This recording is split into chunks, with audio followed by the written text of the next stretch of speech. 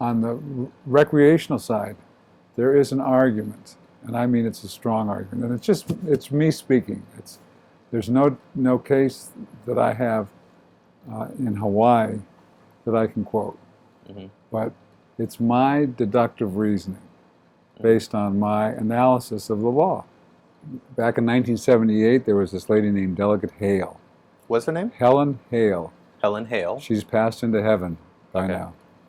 And in front of all, it was the Constitutional Convention, and in front of all 102 or 3, I forget what number, delegates, she's introducing Article 1, Section 22 in Alaska.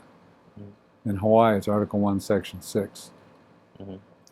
And she's saying to all the constituents out there, all the delegates to the Constitutional Convention, I'm introducing this law, Article 1, Section 22, or actually 6, because it would be Helen Hale. Because in Alaska, these were the exact words that enabled people to smoke marijuana, not for medical purposes, but just for recreational purposes, as long as they were in the privacy of their home, and they weren't growing an amount from which you could infer an intent to distribute. Let's say they had 1,000 kilos of marijuana in the back room. You might be able to infer from that an intent to sell. So that was our Hawaii Constitution. There's a rule of law when you interpret statutes. How far does Article 1, Section 6 go? It's my personal belief.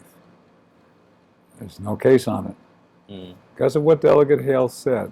She adopted Alaska's Constitution. When you take a constitution from another state, you don't take it bare. You take with it the highest interpretation from that state. And Alaska said, you have a recreational right to smoke pot in the privacy of your home. Okay, so I think that's what Hawaii is, because the rule of law is that if you adopt a statute or a constitution, you take with it the interpretation placed upon that by the highest court of that land, and the Supreme Court was who ruled in Alaska. So I think that the Hawaii Supreme Court, it's not an easy call, but if they have the umpah to do it, they'd be right on. And really? So, yeah. I don't have a case in front of them, so I can speak openly about it.